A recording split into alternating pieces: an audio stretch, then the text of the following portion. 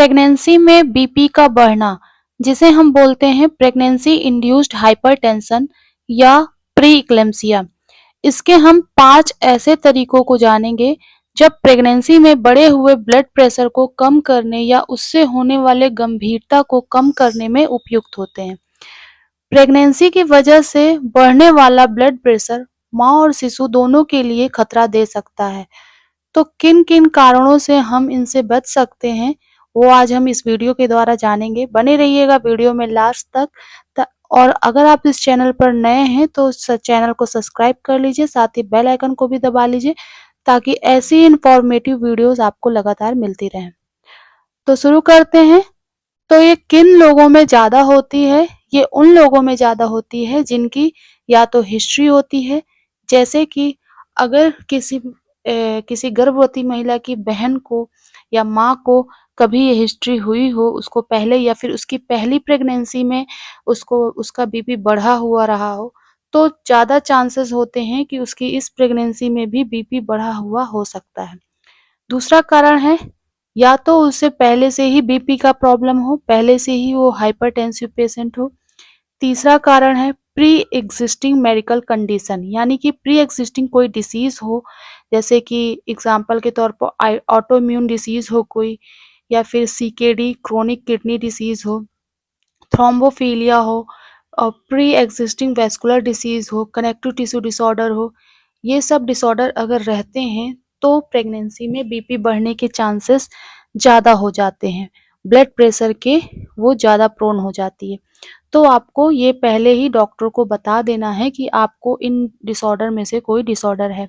लेकिन कभी-कभी हिस्ट्री भी नहीं रहती, लेकिन हमारे एंटी स्कैन यानी कि 12वें हफ्ते के स्कैन में या फिर 24वें हफ्ते के स्कैन में बताया जाता है कि उस टाइम ब्लड प्रेशर बढ़ने के चांसेस ज़्यादा रहते हैं। चौथा कारण है क्योंकि इन समय में यूट्राइन आर्टरी का रेजिस्टेंस बढ़ जाता है, यानी कि उस समय पे जो हमारी यूट्रस की जो आर्टरी हैं, उनका रेजिस्टेंस बढ़ जाता है, जिससे हाई बीपी रिस्क का फैक्टर रहता है। इस समय हमें क्या करना है? हमें हमारा प्रेगनेंसी के दौरान वज़न बहुत ज़्यादा नहीं बढ़ने देना, यानी कि हफ्ते में हाफ केजी से ऊपर वज़न नहीं जाना चाहिए। महीने में अगर 2 केजी के ऊपर तो बिल्कुल भी वज़न नहीं बढ़ना चाहिए।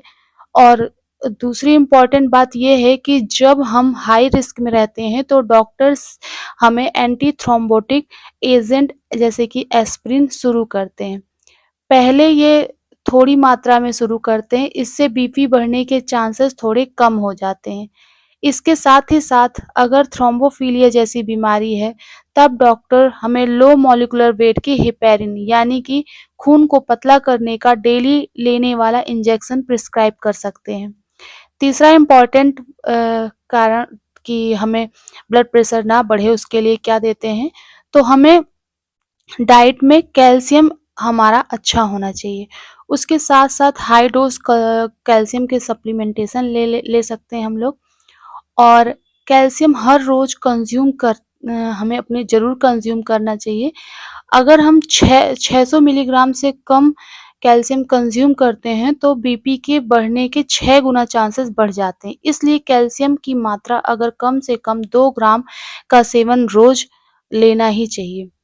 साथ ही साथ एंटीऑक्सीडेंट रिच डाइट और सप्लीमेंट भी लेना चाहिए, जैसे vitamin E, vitamin C, omega 3 fatty acid का सेवन हमें हाई डोज में, या फिर फॉलिक एसिड का भी सेवन हमें करना चाहिए। उसके साथ-साथ जिंक, मैग्नीशियम, फिश ऑयल ये सब डाइट में शामिल करना चाहिए और उसके सप्लीमेंट लेना चाहिए। पाँचवा इम्पोर्टेंट क्या कर सकते हैं आप अपनी लाइफ़स्टाइल मॉडिफ़िकेशन कर सकते हैं, यानी कि आप अपनी नींद और बॉडी का हाइड्रेशन पूरा मेंटेन करके रखिए। साथ ही साथ आप फ्रोज़न फ्रूट या फिर सॉल्टी, शुगरी, फ्राइड तली हुई चीज़ें इसको बिल्कुल ही बंद कर दीजिए अपनी डाइट में, एकदम से निकाल दीजिए। साथ ही साथ आप ग्रीन फ्रेश लीफ़ी वेजिटेबल्स खा सकते हैं, नट्स खा सकते हैं, फ्रेश फ्रूट्स, स्प्राउट्स, मतलब कि आपको प्रोटीन रिच डाइट लेना है। तो ये थे कारण ब्लड प्रेशर के बढ़ने के और उसे कैसे हम मैनेज कर सकते हैं उसके उपाय। उम्मीद है आपको वीडियो समझ आया होगा। मिलते हैं आपसे अगले वीडियो में ऐसी ही एक नई जानकारी के साथ। तब तक के लिए धन्यवाद।